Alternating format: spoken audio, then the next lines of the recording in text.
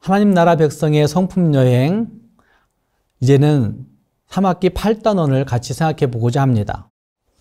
8단원에서는 하나님의 오래 참음을 닮은 성품 4가지를 생각해 보게 됩니다. 오래 참음과 자족과 절제와 협력을 생각하게 됩니다. 오늘은 27과 오래 참음을 같이 생각해 보고자 합니다. 우리는 지금 심각한 지도력의 혼란과 가치 상실의 시대를 살고 있습니다. 교회 밖도 문제지만 교회 내적으로 지도자들에 대한 불신과 일반화의 오류가 결국은 개인의 신앙을 회의적으로 만든다는 것이 더 큰 위기라고 저는 생각합니다. 이런 시대에 주님의 사람들은 어떻게 무엇으로 살아야 되겠습니까? 그 대답은 예수님처럼 여기에 있습니다. 주님의 사람 모두가 예수님처럼 생각하고 예수님처럼 마음 먹고 예수님처럼 살아가고 예수님처럼 그 성품을 변화시켜 나간다면 어쩌면 우리가 이 땅에서 정말 이 어려움의 시대를 잘 극복할 수 있는 진짜 그리스도인들이 되어지는 것이죠. 우리는 이 오래 참음의 주제를 가지고 베드로 후서 말씀을 통하여서 생각하게 됩니다. 주님의 날이 있다는 사실을 베드로 후서 3장은 말하고 있고 또한 그 주님이 오래 참아 기다리신다라는 사실을 말씀하고 있고 하나님의 오래 참으심이 지금도 우리에게 역사하고 있다는 사실을 말씀하고 있습니다. 베드로후서 3장 9절 말씀에 오직 주께서는 너희를 대하여 오래 참으사 아무도 멸망하지 아니하고 다 회개하기에 이르기를 원하시느니라 라고 말씀하고 있습니다. 하나님 나라 백성은 주님의 오래 참으심과 같이 오래 참는 백성들이 되어야 됩니다. 베드로 전서는 외부로부터 주어지는 그 핍박과 환난을 막아내도록 격려하고 있다고 한다면 베드로 후서는 내부로부터 발생한 이단들을 경계하면서 살아가야 할 것을 말씀하고 있습니다. 특별히 마귀의 역사가 심한 마지막 시대를 사는 성도들이 어떤 성결한 삶을 살아가야 될 것인가 하는 것을 말씀하고 있는 것인데 본문은 거룩한 선지자들과 사도들을 통해 명하신 약속을 기억하라고 하면서 말세에 자기의 정욕을 따라 조롱하는 자들의 도전 앞에서 흔들림 없이 참아낼 것을 명령하고 있습니다. 조롱하는 자들로 비유하고 있는 거짓 지도자, 거짓 사람들이 그들의 시대만 있었던 것이 아니라 오늘 우리 시대에도 존재합니다. 구약 시대에도 예수님 당시에도 그리고 오늘 마지막 시대 이때에는 더 많은 일들이 벌어져서 진리를 비하하고 거부하고 놀려대고 하나님을 비웃는 일들이 우리 주변에 허다하게 나타나고 있는 겁니다. 말세에 조롱하는 자들이 어떤 것으로 우리를 조롱해 오는가 하는 것을 구체적으로 같이 살펴보면 참 좋은 교훈이 된다고 생각합니다. 마지막 시대에 우리가 기억해야 할 정말 중요한 것 중에 한 가지일 것입니다. 자기의 정욕을 따라 행하는 자들이 하나님 믿는 믿음을 조롱하는 겁니다. 하지만 여기 조롱한다라고 표현되어진 그 부류의 사람들은 베드로후서 2장에서 부정적으로 언급했던 거짓 교사들과 같은 부류라고 말할 수 있습니다.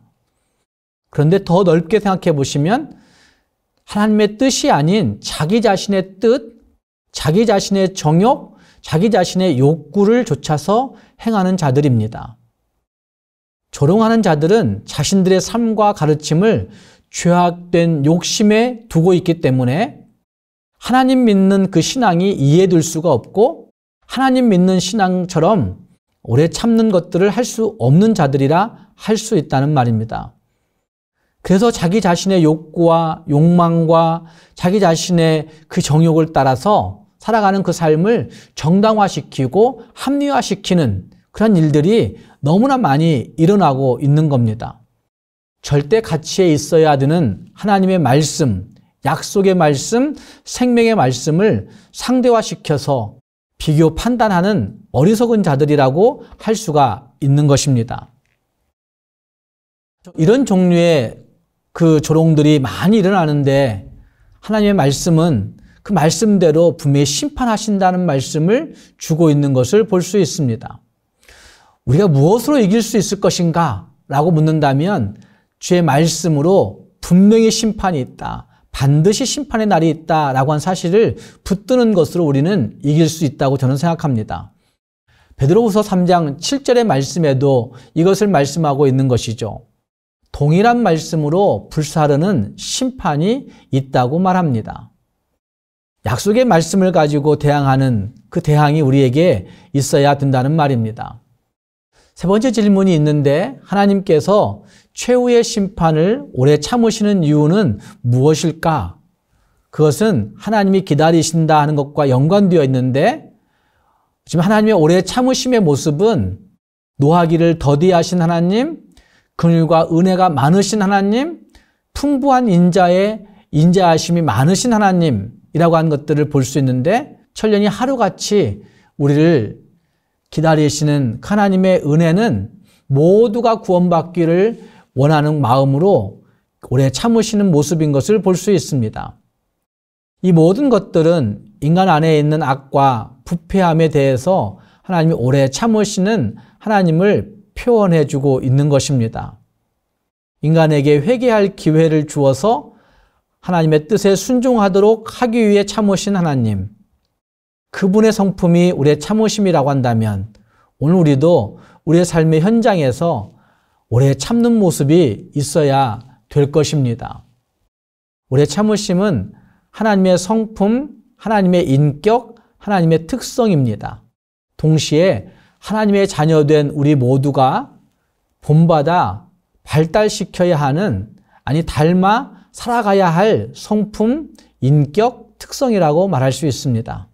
오늘 우리 모두가 우리의 모든 삶의 현장에서 빚어지는 조롱과 비판과 판단과 정죄 앞에서 굴하지 아니하고 그 말씀을 다시 붙들고 하나님으로 말미암아 오래 참아낼 수 있는 그런 성품의 소유자들이 될 수 있기를 주님의 이름으로 부탁합니다.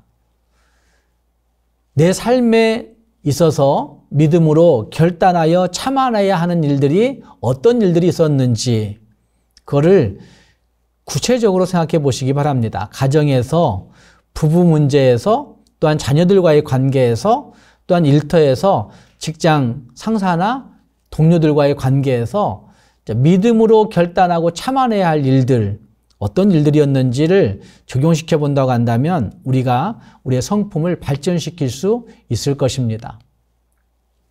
감사합니다.